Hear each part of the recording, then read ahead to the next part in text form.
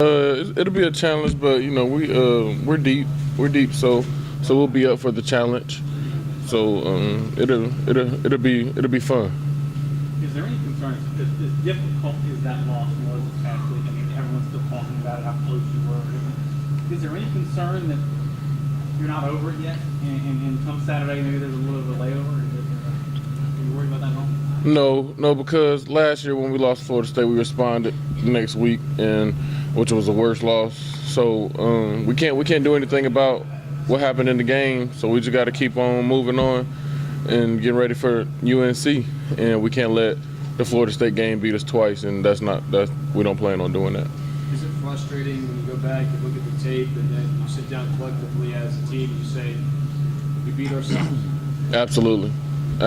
It's frustrating, and it's just one of them things you gotta learn from, and it'll just be a whole different feel around this whole town if we won that game. So, but we definitely had our opportunities, but we didn't capitalize in the crucial times as a team. Is that maybe the most frustrating and/or heartbreaking loss that you've ever been a part of in your career here?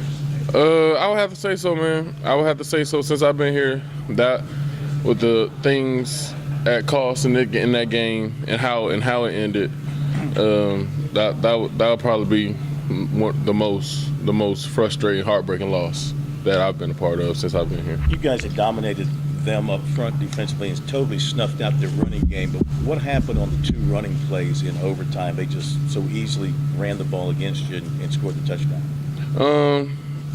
It was a little confusion on our alignment on the second level, and just kind of got outflanked. But man, there's no excuse.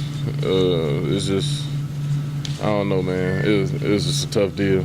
Was there any feeling on the defense that after y'all didn't score that with their kicker that it was kind of a hopeless case anyway in overtime? No, because anything can happen. We just didn't get it to that point, which was a disappointment as well, as far as we had played such a good game, and then for it to end the way it did wasn't in the plans. So we should have let that pressure be on that kicker to win that game for them, but it didn't happen that way, and we just got to keep moving on.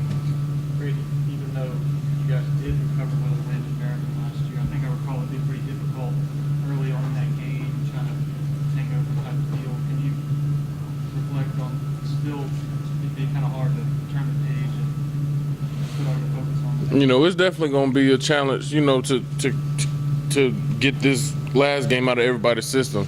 But we can't let that be an excuse. And last year was last year, and we ended up the score was closer than it indicated. I mean, it was further apart than it was when we went against Maryland last year. They had a couple late scores, but we played a really good game last year. So, but we focused on UNC right now, and we can't do nothing about the Florida State game, and just trying to get better and have the best 9-game season we can have. How much chance have you gotten to look at UNC, and what is your sort of impressions of their offense? So like everybody knows, they're gonna try to run the most plays in college. So we know they're gonna go fast paced. They're athletic up front with the tempo going that fast. You gotta have good athletic linemen, and they got skill at every position. And we're gonna have to play with a lot of discipline and effort to stop them. So just a lot of want to. So we're going to keep trying to build off our defensive efforts from last week and just try to improve as a defense and as a whole team.